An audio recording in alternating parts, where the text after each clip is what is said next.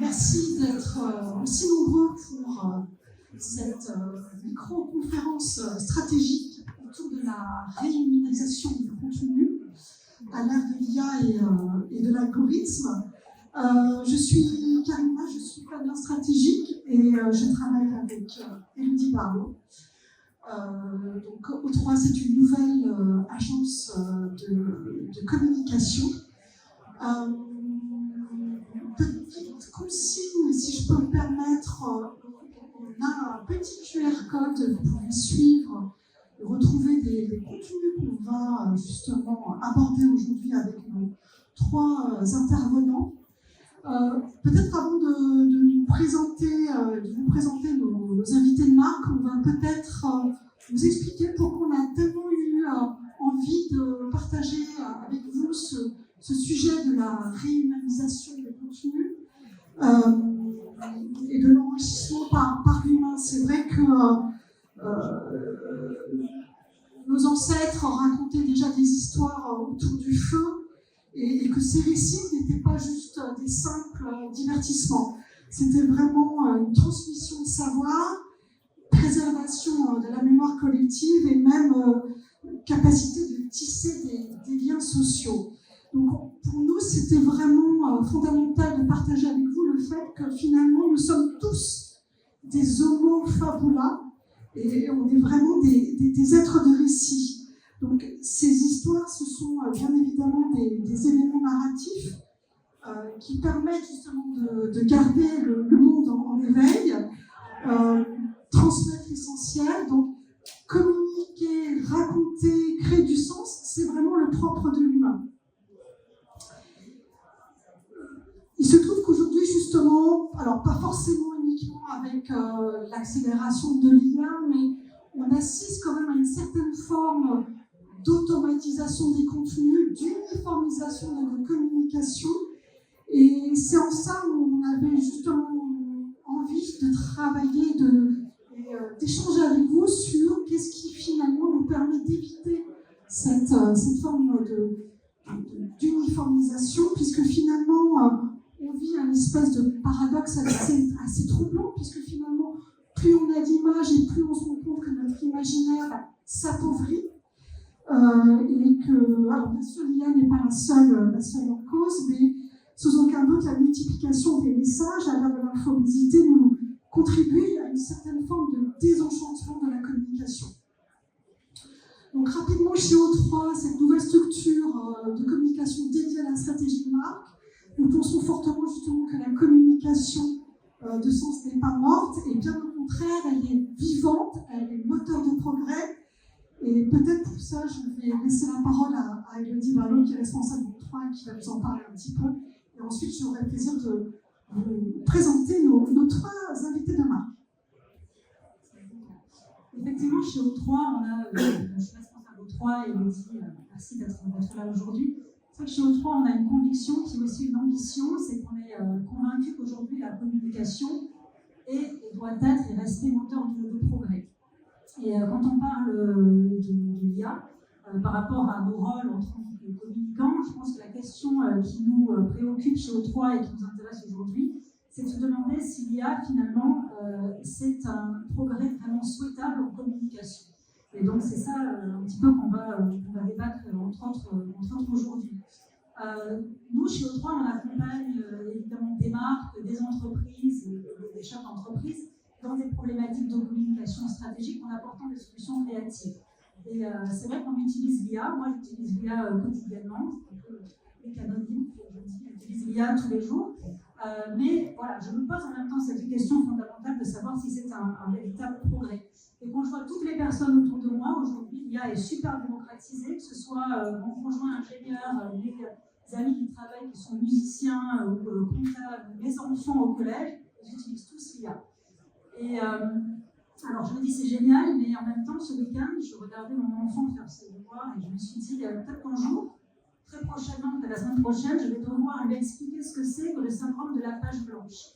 Parce que je pense que c'est comme expliquer le Minitel. Aujourd'hui, on dirait que l'IA nous a libérés à jamais de ce trouble créatif qu'on a pu connaître, la page blanche.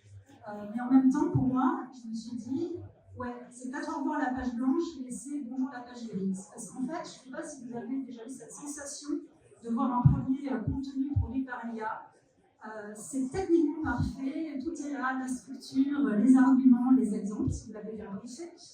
Et certes, après, on peut rebondir avec l'IA, n'empêche que la première production, elle est assez grise, dans le sens où, en fait, c'est tellement parfait, ça glisse assez lisse. Comme si vous allez voir un pianiste, il est techniquement parfait, mais il ne va pas transporter son auditoire. Quelque chose qui manque. Et peut-être que c'est parce que l'IA, finalement, elle est très forte, évidemment, elle ne sera jamais aussi forte qu'elle, elle est diffusée dans le collectif, analyser, pouvoir repérer des patterns, aller voir ce qui nous relie tous dans le collectif.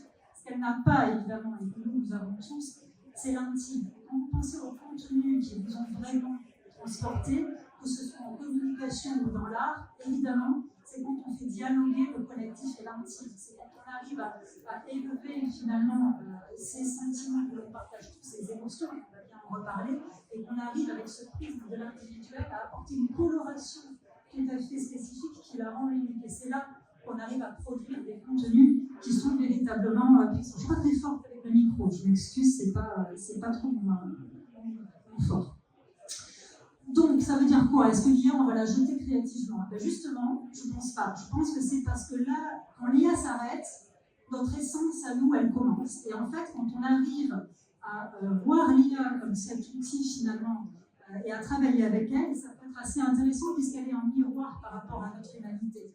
Là où elle échoue, c'est là que nous avons tout notre rôle à jouer, évidemment. Et en même temps, en tant que professionnel de la communication, elle nous pose finalement, à nous poser cette question qui est essentielle, à nous la reposer, même si au départ, peut-être il y a longtemps, quand on faisait ces études-là, on se la posait, c'est qu'est-ce qui fait, en fait, dans notre communication, voilà, qu'est-ce qui relève vraiment de l'humain dans notre communication. Donc, rapidement, pour vous laisser la parole, parce que vous avez bien plus de choses à dire sur ça, en fait, si on utilise aujourd'hui l'IA pour ce qu'elle sait faire le mieux, produire plus et produire plus vite, un accélérateur de contenu, je pense que nous passons à côté de notre mission de communicant. On va produire un monde uniformisé, sans doute sans saveur, et on va perdre cette connexion avec l'intime qui nous relie finalement tous. Par contre, si on utilise l'IA comme une remise en question, un questionnement par rapport à notre humanité et ce qui nous rend profondément humains, là on pourra générer des contenus qui seront plus puissants, qui vont mieux nous connecter, qui seront beaucoup plus pertinents. Voilà pourquoi je pense que l'IA effectivement est un progrès souhaitable pour la communication, parce qu'elle nous oblige aujourd'hui à élever notre pratique en tant que communicants, elle nous challenge, et on va rechercher la singularité aujourd'hui plutôt que la quantité.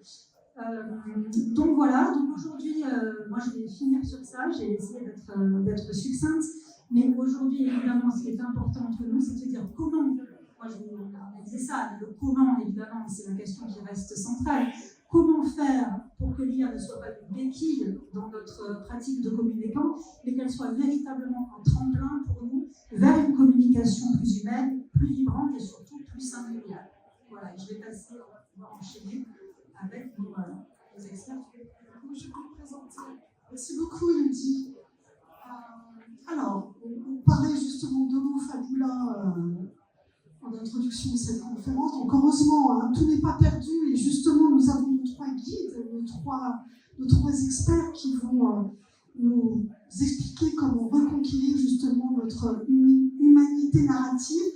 Je commence par toi, Anthony. Tu es donc sémiologue, docteur en sémiologie, donc sans aucun doute des personnes te connaissent dans l'auditoire. Tu es spécialiste du langage en tant que sémiologue, mais aussi tu interviens beaucoup pour les marques de luxe et de prêt-à-porter.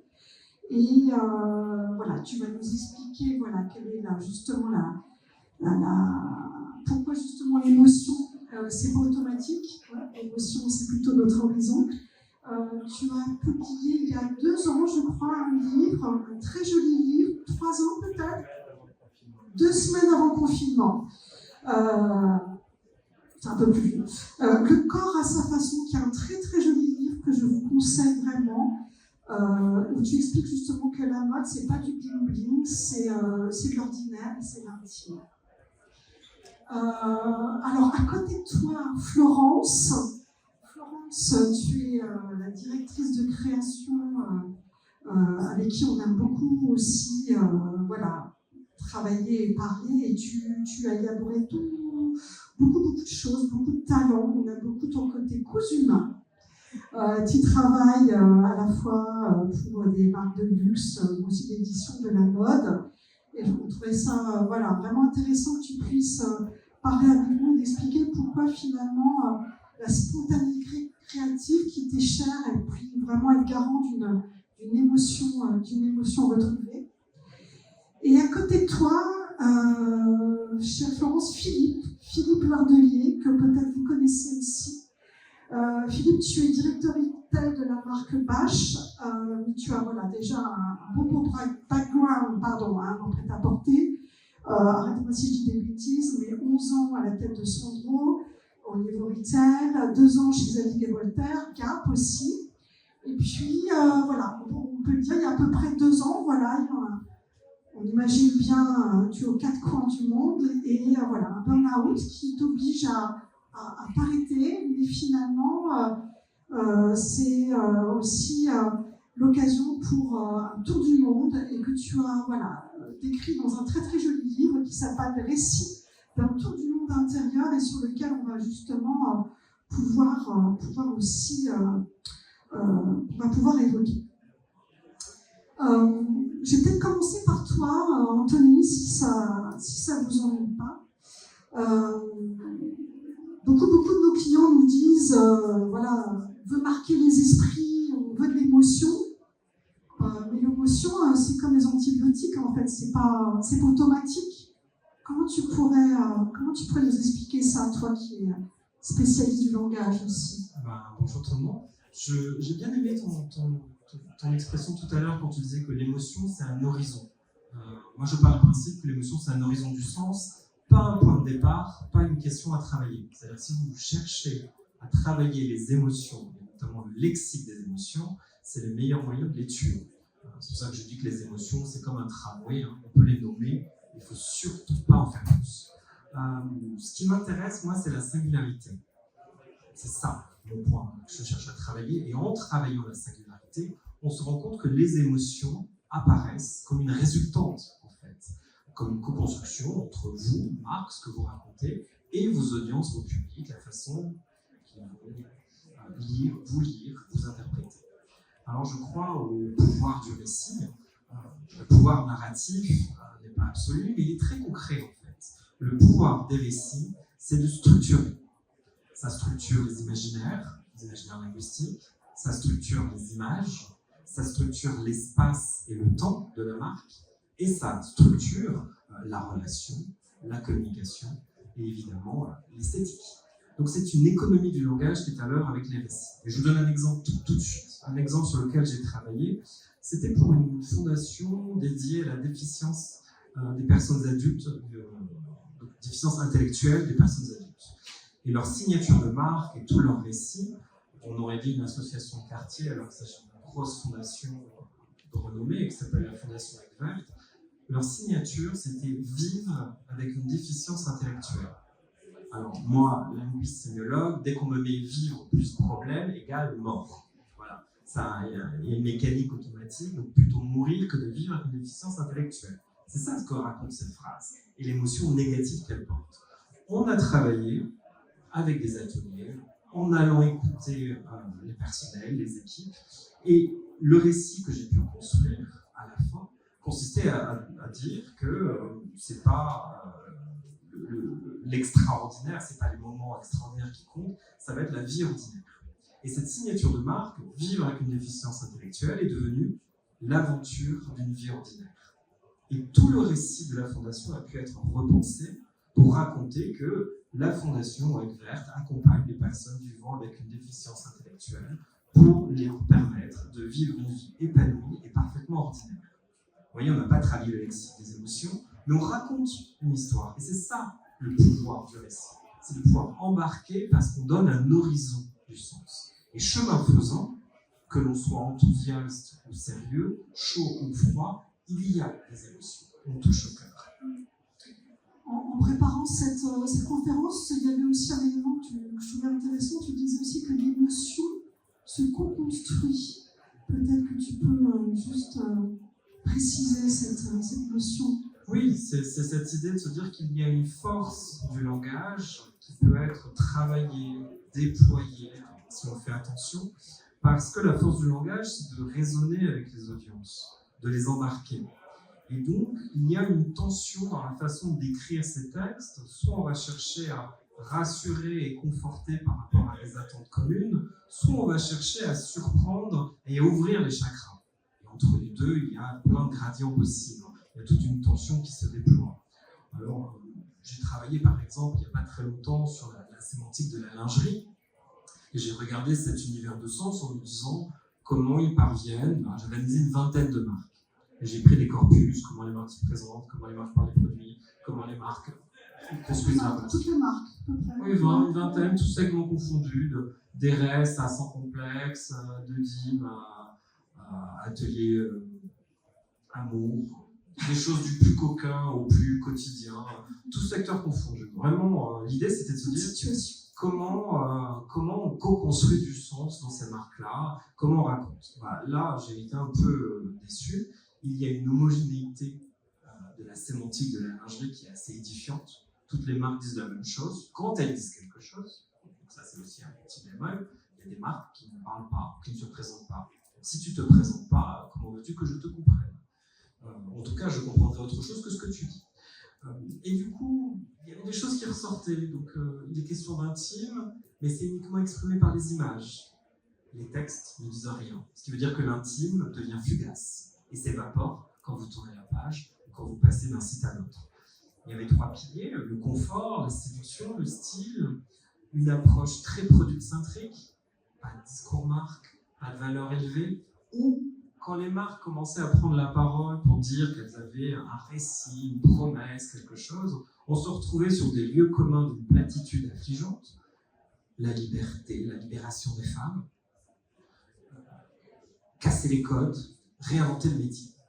C'est quand même 3 leitmotifs qu'on emploie, tous secteurs confondus, quand on n'a rien à dire. Quand on n'a rien à dire, on parle de liberté, on parle de casser les codes, de réinventer le métier. Et quelques marques arrivaient à exprimer ce que moi j'appelle, ce qui me touche, la singularité. Donc là, c'est des marques qui nous parlent d'empowerment des femmes ou de wellness, c'est-à-dire vraiment le bien-être, se sentir bien. Bon, tout ça pour dire que l'homogénéité de cette langue n'est pas du tout au service de l'identité ou de l'expérience. Donc toi tu opposes, donc en fait c'est la solution plutôt où alors si on veut justement rendre son message plus émotionnel et donc plus efficace, l'objectif c'est quand même d'émerger dans ce flot d'informations. Oui, merci de me poser cette question. Oui, comment rendre son discours plus émotionnel, plus efficace, plus impactant, comme disait Merketer. J'ai horreur de ce mot, mais c'est pas grave. Il y a 4 façons de travailler qui sont très simples. Déjà, c'est pas le lexique, c'est pas les mots. Vous allez commencer par faire votre posture, votre énonciation, comme on dit en linguistique. Comment vous vous présentez ? Est-ce que vous dites, je sais pas, chez Céréales Bio, notre mission est de vous aider à explorer tous les champs de l'alimentation végétale, etc. Donc là, vous posez, vous présentez, vous êtes déjà dans la relation, qui est le 2e point. Comment vous mettez en scène la relation avec votre clientèle ? Oui, 2 points. Ensuite, il y a la question du point de vue sur les thèmes abordés. Vous parlez d'un sujet, alors l'innovation est un leitmotiv récurrent dans beaucoup de marques, la créativité, l'artisanat par exemple, dans le luxe, oui, mais ce qui compte, c'est pas d'en parler, c'est de donner votre point de vue sur ce sujet-là. Et là, vous construisez quelque chose qui est différent. Vous avez le droit de parler d'un sujet attendu, mais si vous donnez votre point de vue, tout à coup, il y a une singularité. Puis le 4e point, alors là, c'est quelque chose qui n'est vraiment pas aimé par les marques, ça s'appelle la rhétorique. Si vous voulez construire des émotions au niveau phrastique, c'est-à-dire au niveau de la phrase, travaillez vos métaphores, ou vos métonymies, ou vos figures de style. Car les figures de style génèrent automatiquement des émotions. C'est pas la même chose de dire tu es fort que de dire tu es un lion. Oui, tu es courageux, tu es un lion. On n'a pas la même signification. On touche au cœur avec les métaphores. Puis on travaille la mémorisation des messages. 80% de mémorisation en plus, quand vous utilisez les figures de style, notamment la métaphore, par rapport à un discours sujet-verbe complément aussi plat qu'une facture EDF. les figures de style, ça c'est vraiment quelque chose d'important. Je m'arrête là, sinon je suis encore demain.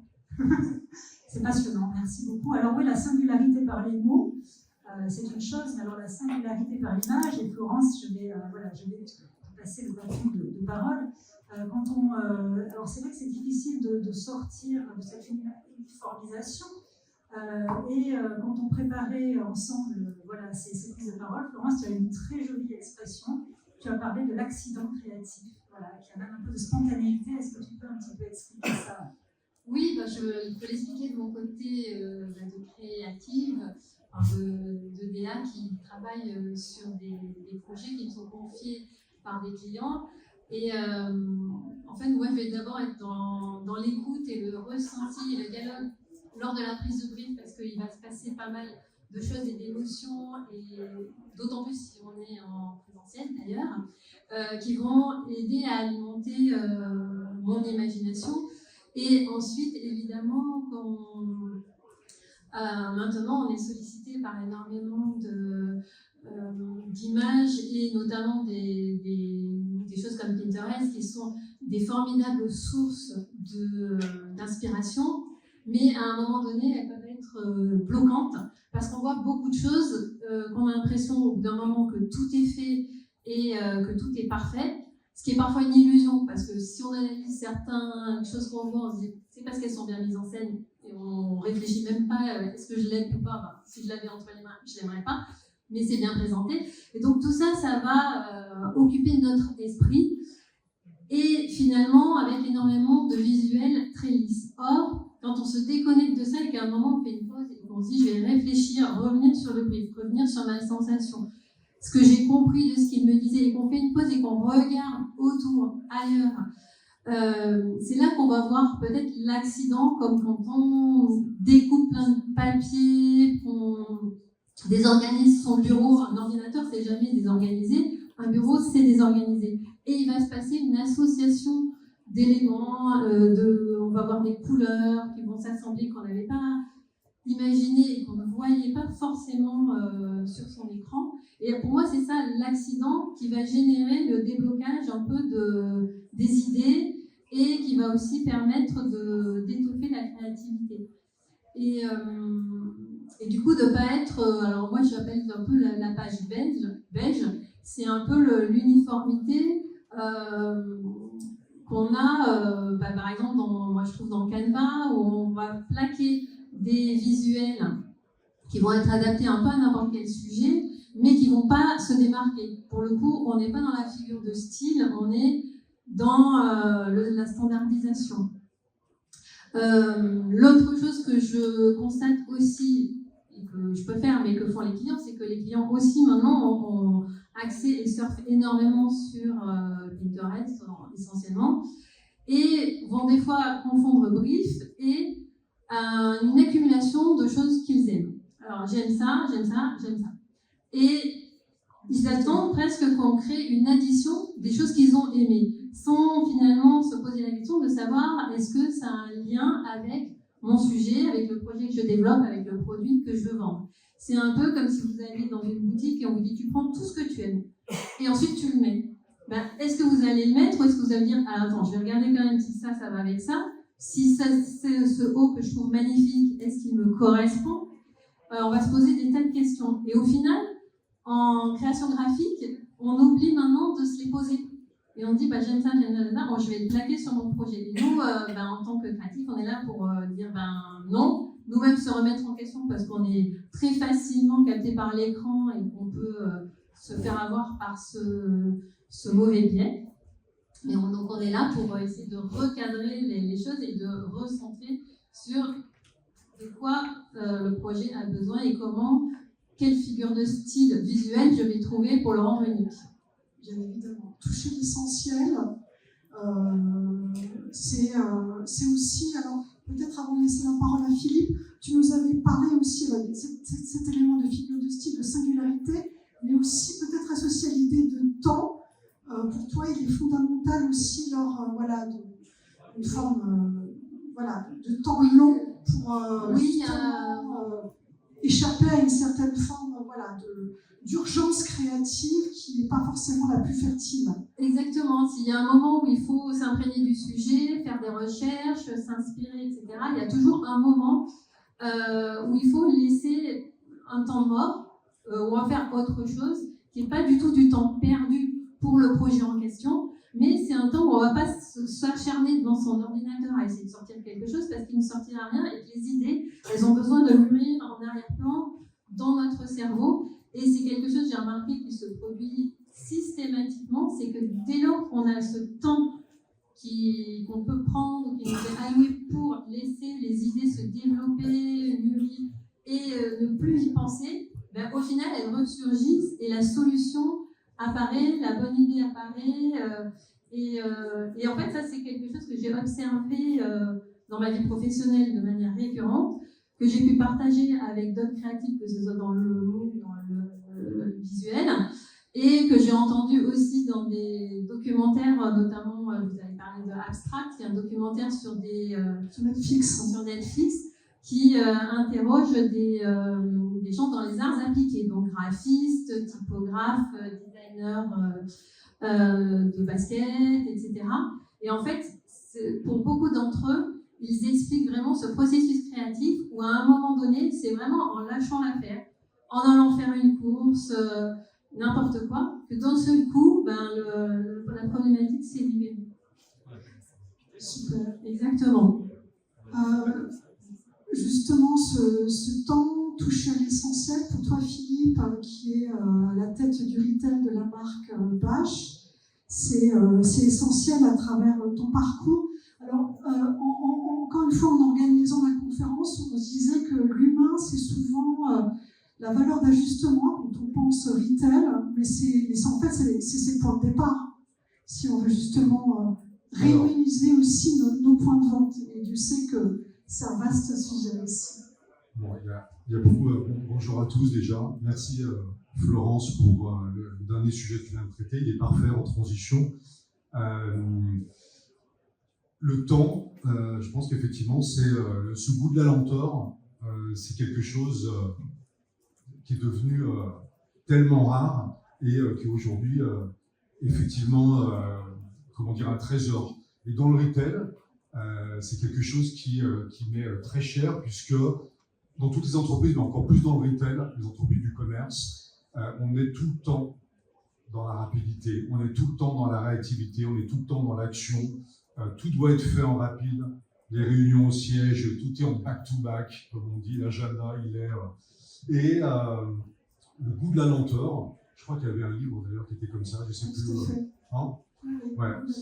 Et ce goût de la lenteur, il est absolument essentiel pour réhumaniser et aussi peut-être, j'ai envie de dire le mot presque, mais contrer l'IA.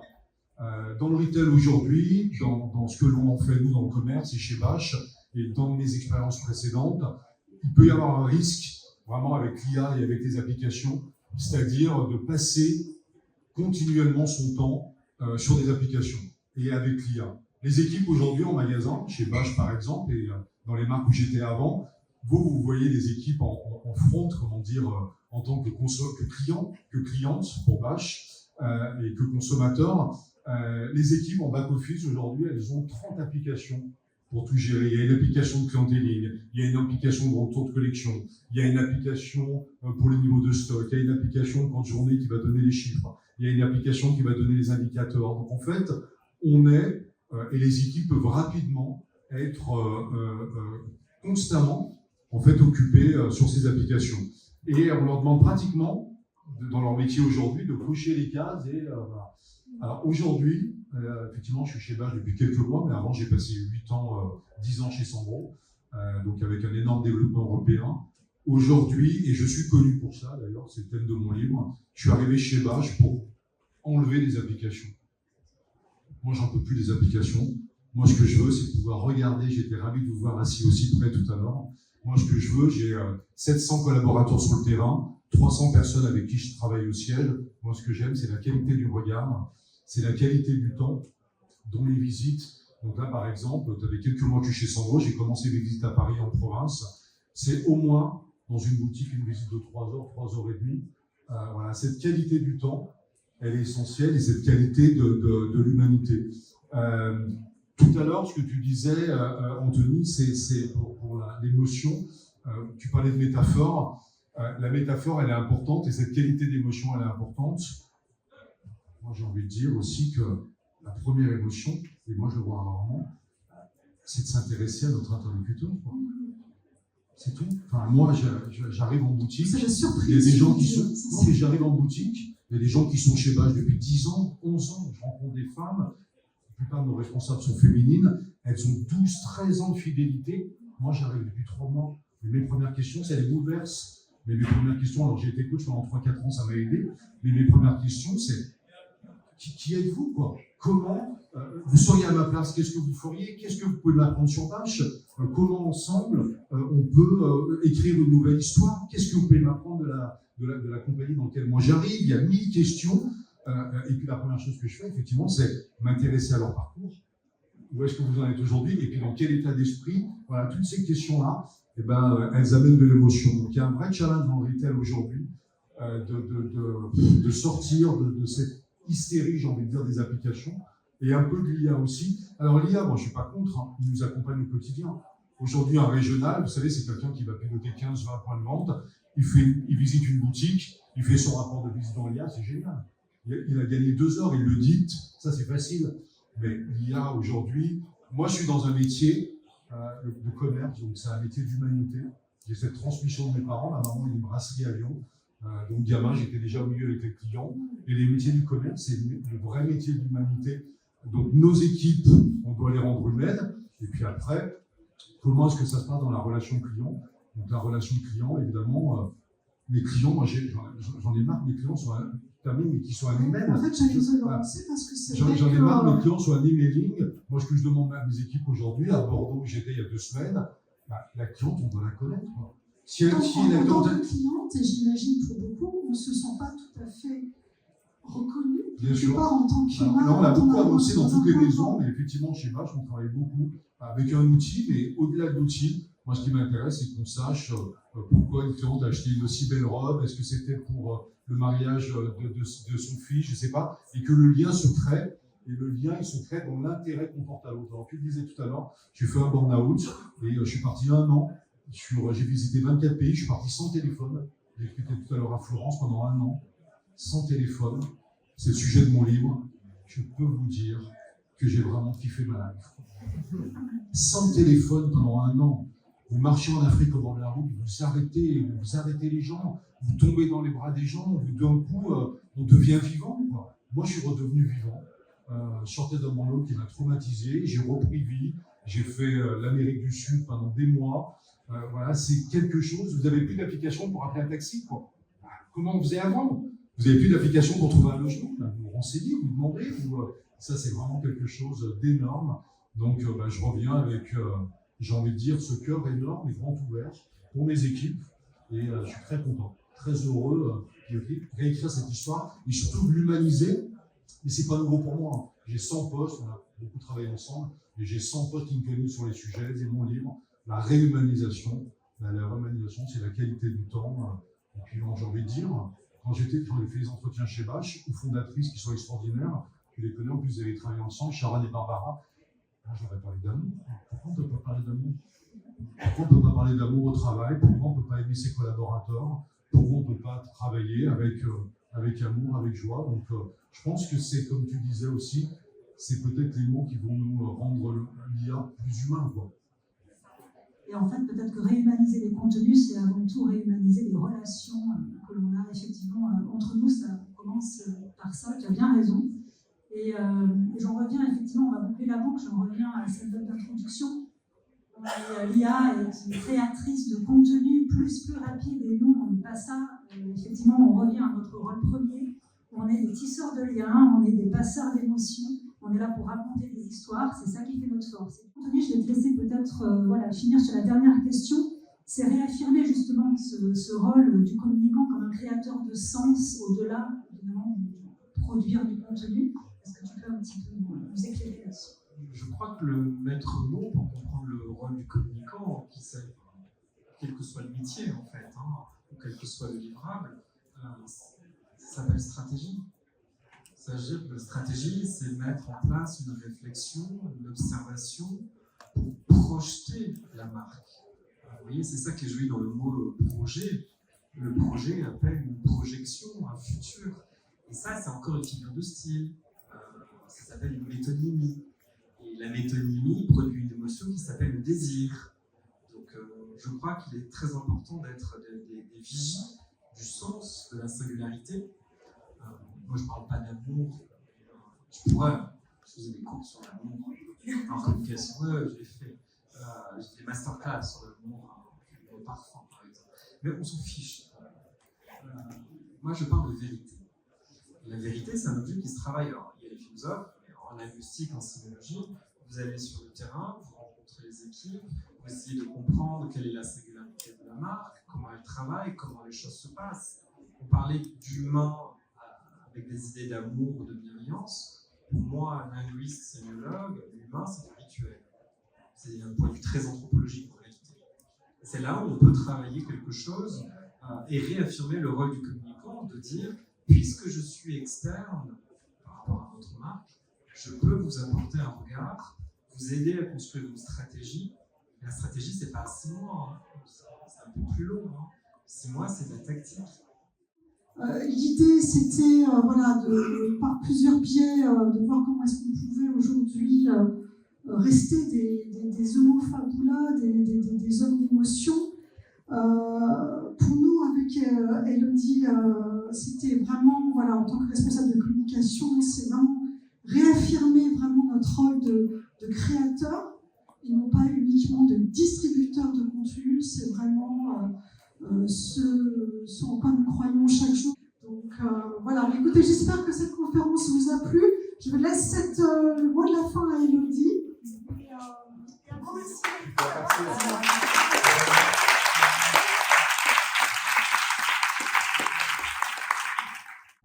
Voilà, c'était juste pour vous dire voilà, pourquoi la page grise au début. On va finir sur ça. En géopolitique, la zone grise, c'est là où l'État ne peut plus exercer son pouvoir. Je pense qu'on a montré que l'IA, ce n'est pas la zone où l'humain ne peut plus exercer son pouvoir créatif, bien au contraire, et je pense que c'est finalement quelque chose qui va nous amener dans de très belles choses et encore plus humaines et plus singulières. Donc voilà, merci beaucoup et n'hésitez pas à prendre contact avec nous pour continuer, si vous avez le temps, à débattre sur ces sujets. Merci beaucoup.